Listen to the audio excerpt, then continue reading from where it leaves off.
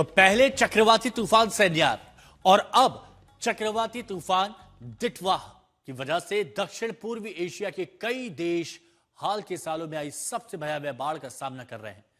दितवा तूफान के चलते श्रीलंका में भारी तबाही मची है। कई लोगों की जान चली गई, घर तबाह हो गए, लोग कुदरत की मार झेलने पर मजबूर हो गए।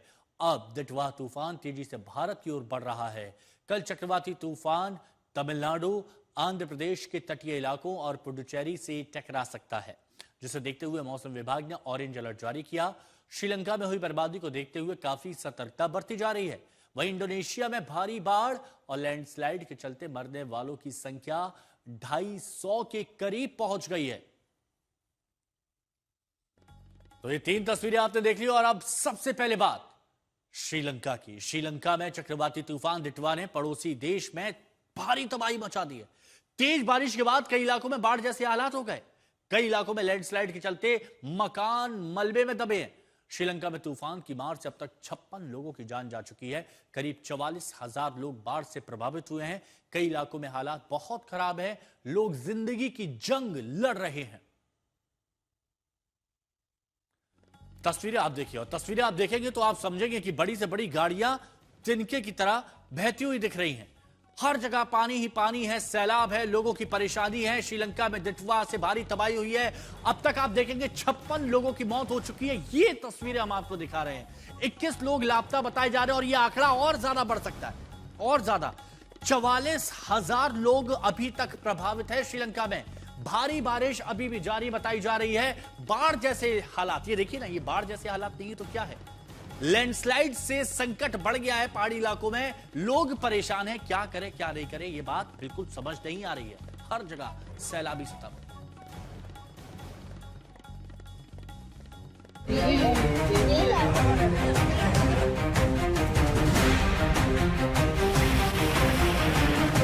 तूफान का ऐसा तांडव कि हर तरफ तबाही तबाही दिख रही है।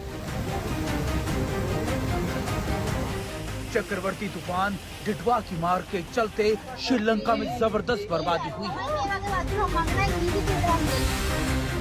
समंदर में ऐसा तूफान उठा जिसने श्रीलंका के कई इलाकों को अपनी चपेट में ले लिया। भारी बारिश, उफनते सैलाब ने हालात को और ज्यादा खराब कर दिया है। श्रीलंका में लैंडस्लाइड के बाद तमाम इलाकों में मलबा बिखरा हुआ है और इसकी चपेट में कई जिंदगियां आ चुकी हैं। श्रीलंका में इसे हाल के सालों में आई सबसे भीषण तबाही कहा जा रहा है। पड़ोसी देश से आ रही एक एक तस्वीर इसकी गवाही दे रही है। एक एक तस्वीर बता रही है कि ये संकट कितना बड़ा है, जिसका असर श्रीलंका में बड़ी आबादी पर हुआ है। इन तस्वीरों को देखिए। लगातार हो रही बारिश के बाद पानी सैलाब बनकर आगे बढ़ रहा है और कई इलाकों को अपनी चपेट में लेता जा रहा है। सड़कें बही, चारों तरफ पानी पानी, कई इलाके डूब चुके हैं। गाड़ियां पानी में डूबी हुई हैं। सैलाबी प्रहार से सड़कें बह गई हैं। कई इलाके पानी में डूबे हुए हैं। गाड़ियों की छतों पर पानी भर गया है।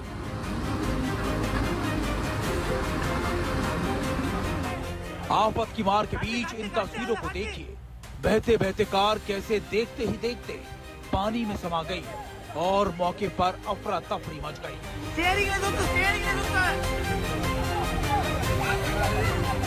भारी बारिश के चलते श्रीलंका में नदियां उफान पर है, ब्रिज तबाह हो गए हैं। तमाम इलाकों में घर मलबे की चपेट में है और लोगों की जिंदगी संकट से घिर गई है।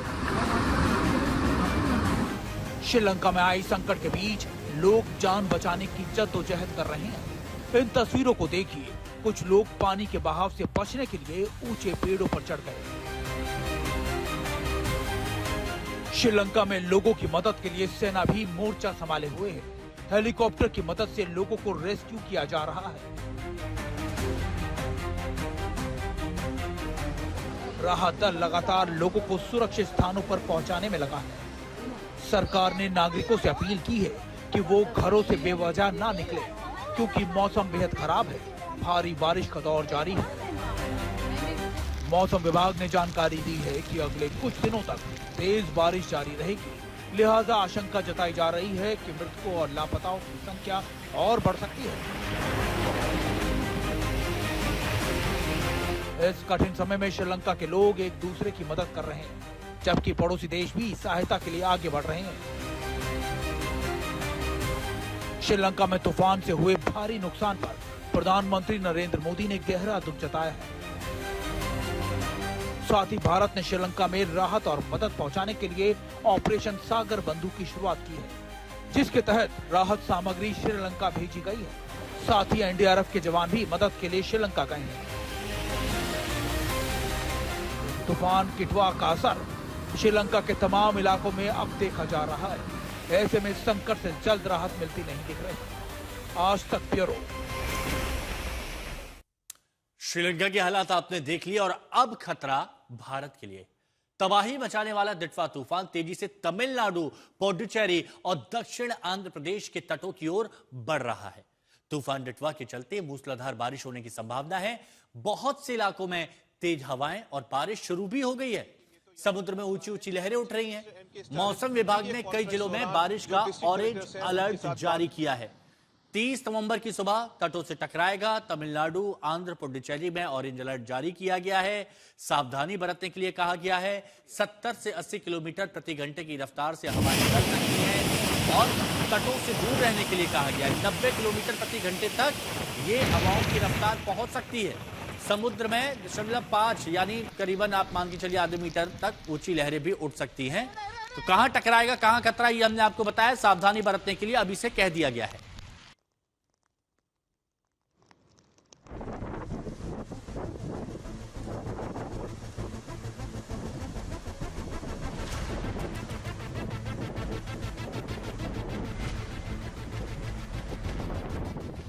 ये तूफानी खतरे की आहट है। ये तूफानी संकट की दस्तक है। तेज हवाएं चल रही हैं। समंदर में ऊंची लहरें उठ रही हैं। कई इलाकों में तेज बारिश का दौर शुरू हो गया। तमिलनाडु के तटीय इलाके में तूफान दिट्वा का असर दिखने लगा है। तूफान दिट्वा ने श्रीलंका में भारी तबाही मचाई है। तूफान की मार से कई लोगों की जान चली गई। श्रीलंका का बड़ा इलाका संकट में घिरा हुआ है। श्रीलंका में इस आफत को देखते हुए देश में पहले से ही काफी एहतियात बरती जा रही है। मौसम विभाग के मुताबिक चक्रवर्ती तूफान दिट्वा की वजह से तमिलनाडु और पौंडीचेरी में 1 दिसंबर तक काफी भारी बारिश हो सकती है। आंध्र के भी तटीय इलाकों में भारी बारिश की संभावना है।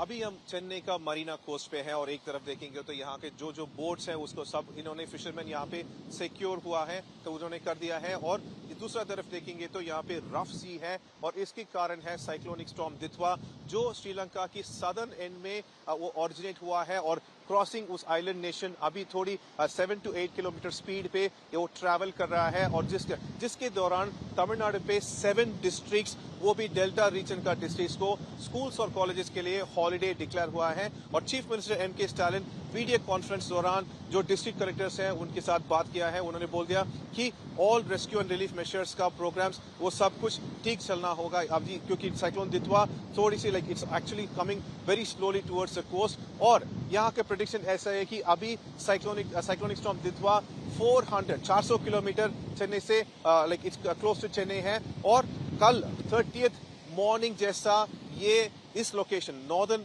कोस्टल जोन ऑफ तमिलनाडु जिसमें चेन्नई और पुडुचेरी है और आंध्रा का सदर्न कोस्टल जोन को 30th मॉर्निंग जैसा रीच होने का पॉसिबिलिटी है। तूफान के तटों से टकराने से पहले ही कई इलाकों में तेज बारिश का दौर शुरू हो गया है और लोगों को जलभराव वाले संकट का सामना करना पड़ रहा है।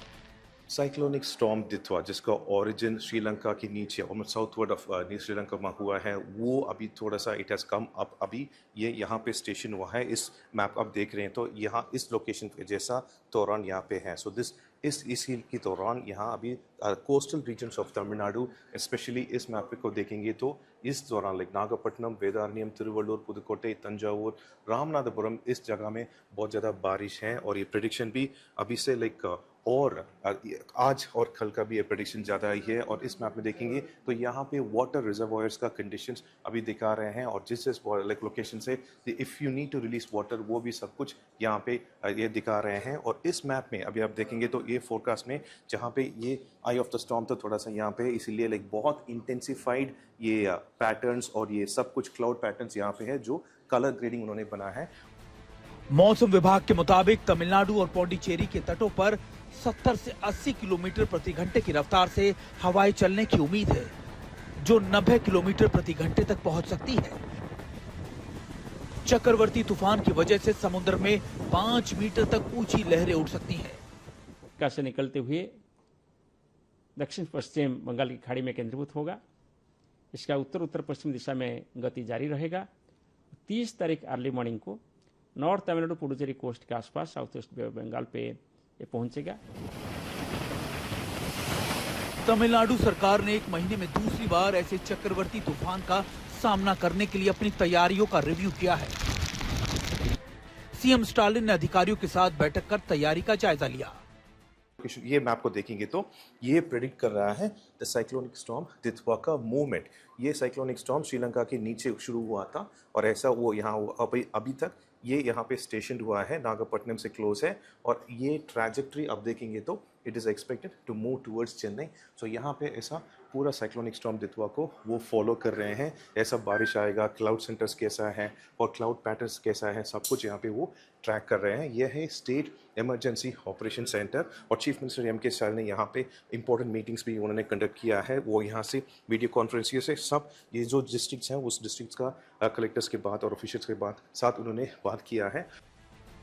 तटीय इलाकों में एनडीआरएफ की टीमें तैनात कर दी गई हैं। प्रशासन अलर्ट पर है, हर स्थिति का जायजा लिया जा रहा है। तूफान के खतरे के बीच किसी भी संकट से निपटने की पूरी तैयारी है। रविवार सुबह चक्रवर्ती तूफान दितवा दस्तक देगा और भारी बारिश से ये संकट और गहरा हो सकता है। चेन्नई से प्रमोद माधव के साथ आज तक ब्यूरो। इंडोनेशिया की सुमात्रा द्वीप पर बाढ़ और भूस्खलन ने भारी तबाही मचाई हुई है और अब तक 248 लोग मारे गए। 100 से ज्यादा लोग अभी भी लापता हैं, कुछ पता नहीं चला है उनका। राहत कार्यों में बहुत मुश्किलें आ रही हैं।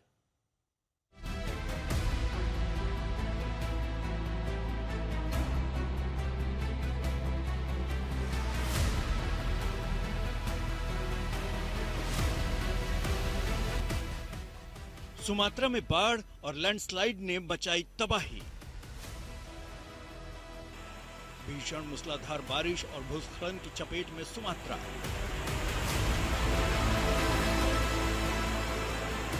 दो 248 लोगों ने गंवाई जान, 100 से ज्यादा लोग अब भी लापता।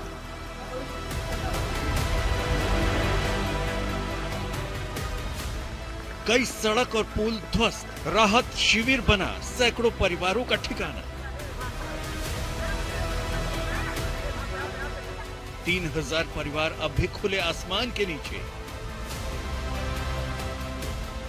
दक्षिण पूर्व एशिया के इंडोनेशिया में सुमात्रा द्वीप पर बाढ़ और लैंडस्लाइड ने भारी तबाही मचाई है। अब तक 248 लोगों की मौत हो चुकी है और 100 से ज्यादा लोग अब भी लापता हैं।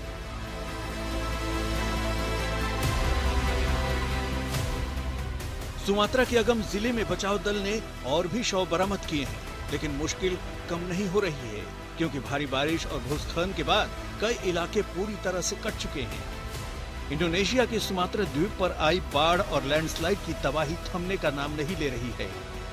केवल नॉर्थ सुमात्रा ही नहीं बल्कि वेस्ट सुमात्रा और आचेह राज्यों में भी ये आपदा फैल गई है।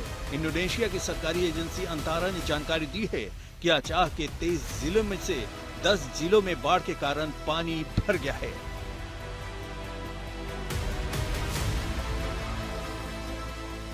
इंडोनेशिया के राष्ट्रीय आपदा प्रबंधन एजेंसी के अनुसार सड़कों और पुलों के टूटने से बचाव कार्य में भी रुकावटें आ रही हैं। सेंट्रल तपानुली के उत्तरी सुमात्रा इलाके में राहत कार्य और कठिन हो गया है, जहां भारी उपकरणों की भी कमी है।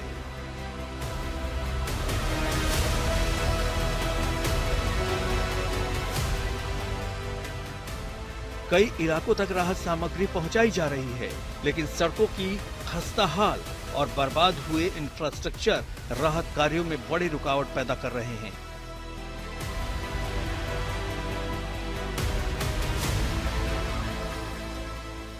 इस महाप्रलय के बीच लगभग 3000 परिवारों ने सरकारी शरणार्थी शिविरों में पनाह ली है।